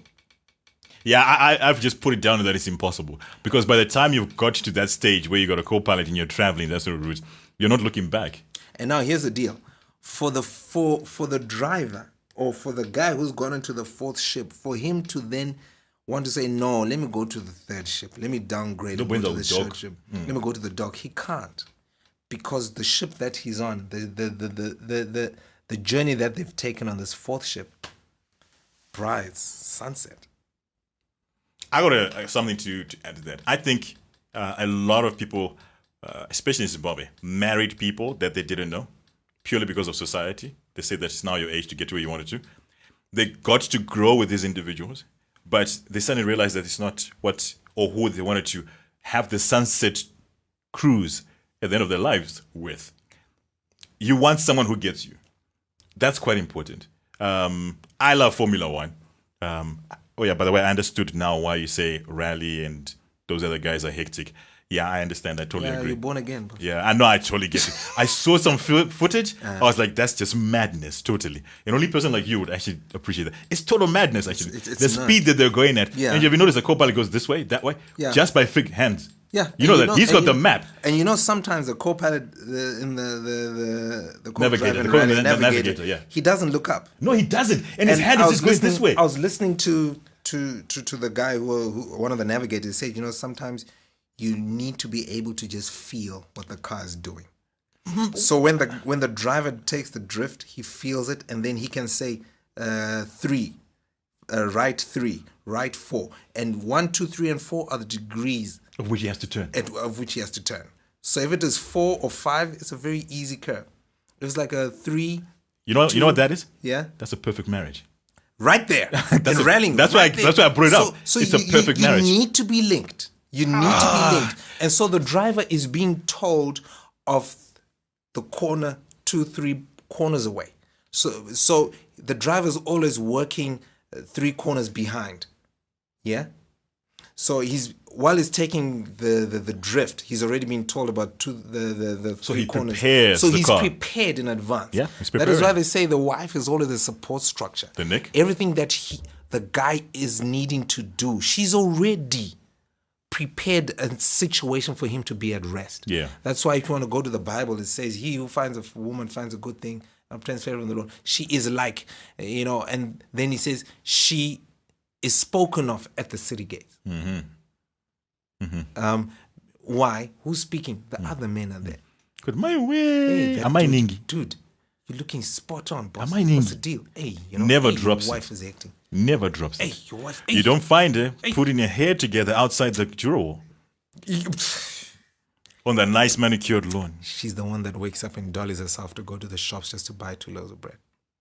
You know what I mean? Because when he comes back, he'll be like, hey, thanks for the bread. Oh. And then when he's walking around, people are like, hey, your wife was looking the one.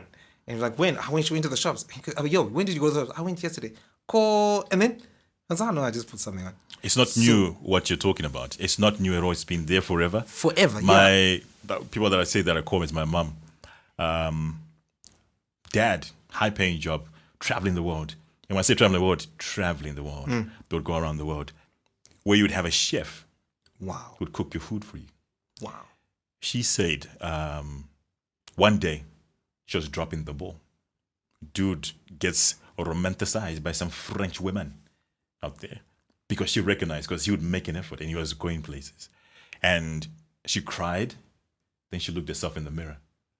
So he's telling one of these girls, and she says, wait a minute. I'm the problem. Because you come home and say, okay, and left. And you go out there and you meet all these powerful people out there.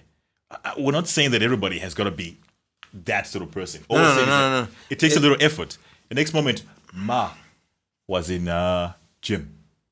Oh, yeah. Gym. Because you know these African women of ours, they get a little what we call baby fat and all that. Yeah.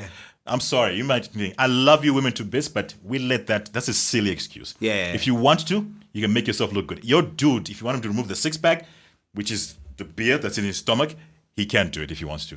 It's a matter of choice of what you want to do. And that's what it is. It's a matter of choice. So Ma went to the gym, started playing golf. She beats Dad now. Her handicap is tighter.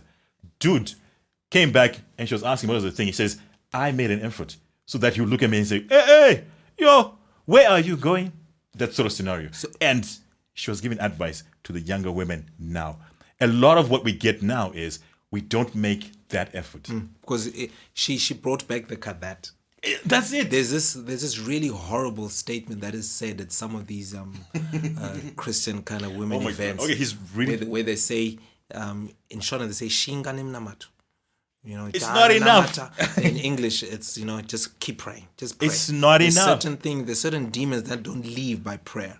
You know what I countered that with? Same from the Bible sort of thing. God helps those who help themselves. But you know it's not in the Bible. It's not? It's not. Where is it? It's just somebody who didn't know what to say. It was clever, though. Yeah. It's not in the Bible. That God helps those that help themselves.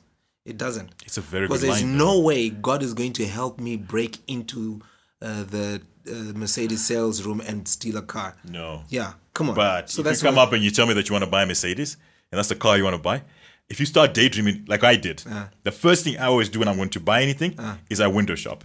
No, that's And then they tell me, this is $28,000. Excellent. I'm going to raise that money. But it's not an element of God helps those that helps themselves. It's an element of you've given yourself a vision. He who has a vision, where there's no vision, the people perish. That's where it is. You know what we need to have? A religious podcast. Oh. I'll be pro-Christian. I'm going to try my best. My Bible knowledge is not that great. And I'll be the guy. You're the atheist. Yeah, because there's certain things that I've realized now that it's not biblically sound. It's not Christian. There are no Christian ethics. Some things are just cultural norms. Number one. I think culture is a good word. Yes. Yeah. Some things are cultural norms, and other things are just that the word I'm loving is kujairiran. And you just drop the ball out of your own selfish desires. I agree. And it you know what irks me is being made to seem as though I'm the one that's the problem. At fault. Yeah, why? Because I've There's realized a song that, right now for that. You know. Yeah, Michael Jackson. Man in the why? Mirror. Exactly. You know, why am I the problem when I've just decided not to take the bullshit anymore? I'm fed up. Do you know what I mean? How do you? But it takes two to tango, man. It takes two to tango, but You it gotta takes one communicate. person to miss the step. Exactly, but you gotta communicate. If you don't put that, Here's out the there- deal. Yeah. Here's the deal. We mentioned it. I forget which podcast it is. We mentioned it that when you do I understand some of how you communicate now because of what you went through, and I saw. Yeah. I paid attention. Yeah. So the fuel attendant is not going to pick it up. I know Chris is offline. Yeah. He's not going to pick it up. Yeah. But I'll pick it up. Yes. And Because we spend time together. Yeah. Yeah. Now the person who was in the co-pilot, the original co-pilot, Yeah. stopped paying attention. Yeah, I agree. You know what I mean? So when they stopped paying attention, it's not that you stopped emitting and you stopped communicating. It's just that how they assumed you should start communicating. They wanted you to grow as they were thinking, so that they could understand what you were saying. But no, you kept it the way you were. You kept it as standard. And so they didn't pay attention. So they dropped the ball. And they said, but you didn't say, but I said this, and that. I know, but I didn't think you meant, no, you didn't. You heard me. You didn't listen to me. You see, that's very common with men. And I think a lot of men will resonate with that. Because, you know, But won't you not do urove? there's a billboard. Or in English, do you want me to smack you? You should put up a Should I billboard. put a billboard to say, please, come on? What nonsense is that? But then, isn't it because we don't communicate on the same level? No. We got to the point of standing in front of the minister or the court dude and said, yeah, I do, and you sign the stuff. You're on the same page. That's when I brought in that issue. Because when we come together, we're equal. Then somebody just decides to drop the ball. When you got into the car to take the trip, hey, we're together. We're together. Hey, no, because the story of the trip is the biggest sore point. because we got on the trip together. The jelly babies are in my pocket as they've always been, but you decided not to give me. Nothing changed because I'm doing the best that I can to be the best or nothing. I'm doing the best that I can. But you have a mindset of you are in pursuit of perfection, but you've forgotten. No. We need to be in this together. And now you got elements of surprise. There we go. Now you're surprised. You're surprised. You know what I mean? So, do you take the notion that men don't change? We grow older and wiser, but we don't essentially change. No, we don't. And women change. Yeah, they do. So that's true. Yeah, it's true. As far as I can. So if this is a worldly knowledge that people understand, why do people get confused by this? Because sometimes when you want to defy the obvious. So there's a choice there. Want. You want to do. Yeah, you choose. Yeah. You choose. Yeah. Everything is a choice. Everything is a choice. So I hope women are listening to that. Yeah, they never can listen. I think that actually the men should be listening to that. Yeah, because everything is a choice. You choose whether or not you want to be relevant. You choose whether or not you want to fight. This adds to my argument of 2 podcasts ago. Kuti. when people get married, the finality part of it changes people. The number one person who changes is the woman. Their definition when they get married, all of a sudden changes. Everybody wants to modify a definition.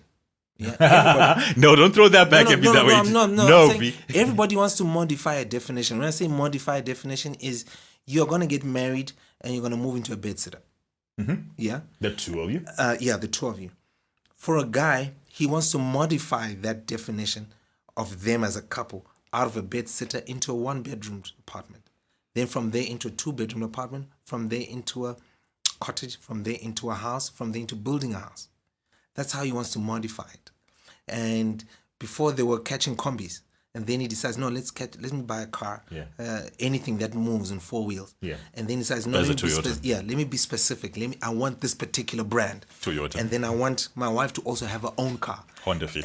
And then when things get better, I want to have a bigger car. Then I also have a bigger car. And then we're going to have kids. And they got to go to the best school. So he's always modifying and adjusting so that he can be the best or nothing to provide. Potential.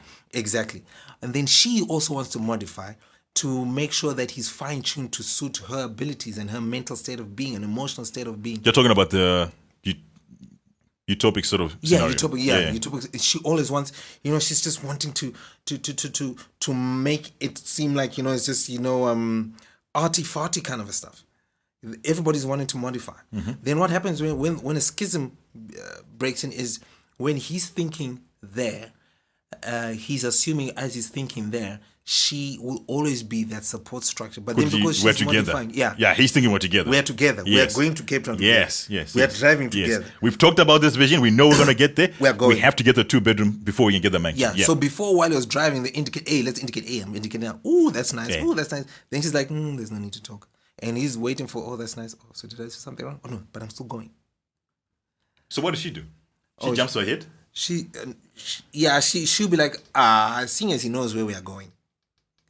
And seeing I was already in the car. Yeah. He'll be fine. Let me just snooze for a bit. And she goes onto Facebook and sees this car being unveiled in balloons. There we go. This is what I want. But not catering for this is what we need to do now. So why is that so different? Why is it so different? It's because there's the assumption that everybody's living in an ideal utopia. There's that assumption. But we're not. We're not. Yeah. But there's that assumption being taken upon. And because of that assumption, when the brown stuff hits the fan, you're like, but I was in the car all along. No, but you assumed that I was okay. I wasn't. Was it not you who was listening to me when it started the journey that, we need to turn right because this is what the roadmap says. For us to get to Cape Town. It's going to be this long. And then we need to take a left when we're in this city. We take a right on the N1. And then we take a left here. And then we do this. Were we not looking at the map book together? Yes. And were you not helping me navigate? Yes. But when I was not on the highway, when there were no other roads, you assumed that there's no way for me to go. It's clear cut. So you can just chill and just, when we get there, you wake me up. Sounds like she got bored. Is it our responsibility to get them jazzed up all the time? You see now, this is why a co-pilot is grabbed upon, because that's the same interpretation that the driver has. As you're bored, are you bored of the car, bored of the journey, or bored of me? We process that as guys. Yeah. And I know guys will be upset because I'm now revealing a lot of stuff. And a lot of women, some will be happy, some will be like, that's crap. No, we're just 2 middle management fed up, so we're going to talk about it. So we do that. We interpret, you're fed up with the car. Okay, I couldn't get another car, but it's getting us there. It's got no leaks. It's moving well. Or it's not the car. You fed up with the journey, but I thought we're on this together. Okay, maybe it's not the journey. Maybe it's not the journey or the car. Maybe it's me. Did I brush my teeth? Am I fit? Am I healthy? Am I looking the part? Am I clean shaven? Am I okay? Won't they bring up the part to say that your potential is greater than this? I don't know how many men out there have been actually given that I see much greatness in you. This is not you. And because you are at your different pace than where they are, they'll come down and say, let me hold back. Because I've heard that from a lot of women. They'll hold back and say, your pace is different. But here's the deal. What stops you from saying, hey, the pace. Yo, I'm seeing this. Like what I said to you about before you almost died. When I said, it's easy to come down and say, hey, Baba, more for whatever, and kneel before the guy Yeah, and say, you said that before. and say, you know what, we don't seem to be on the same page. Yeah. How can I be on your page? Yeah. Because at the end of the day, we agreed there has to be an alpha. Yeah. There has to be. So how can I be on the same page? The only reason why they don't want to say that is because they assume that they are the alphas. Yo, I wanted to bring another podcast, and the title was simple. We're not equal. Yeah, we're not. We're not equal. So when there's that role reversal... Where do women understand that from? We're not equal. So when there's that role reversal, you'll never get to the journey in reverse gear on time. In time. You won't. When there's that role reversal, there'll always be a schism. No matter what you do, no matter what screen say, when there's that role reversal, that's what happens. So if then that's why I said, if she feels that he's not towing the line as fast enough, just say, hey, I'm not towing the same speed you are. Where are you? Help me be where you are. So that what he does, when he is towing, she can say, you know what, where you're towing, go further up. I'll tow this side. And then she does the maximum because she thinks she's doing 120, he's doing 60. So when she says, no, let me take this rope that you're pulling, then she begins to pull at 160 and he's far ahead pulling at 60.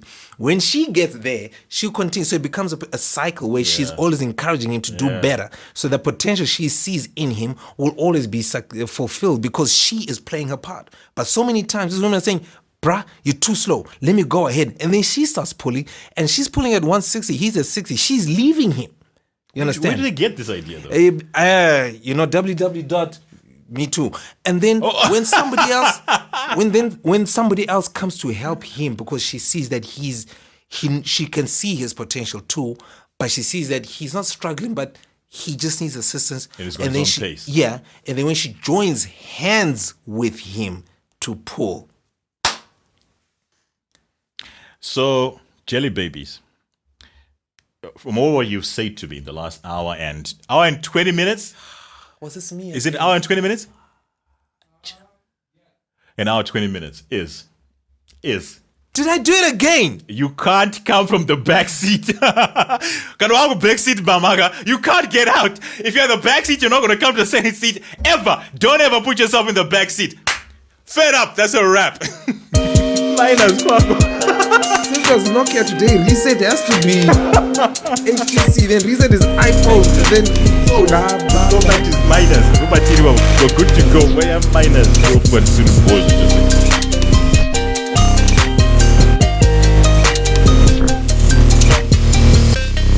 I'm just fed up.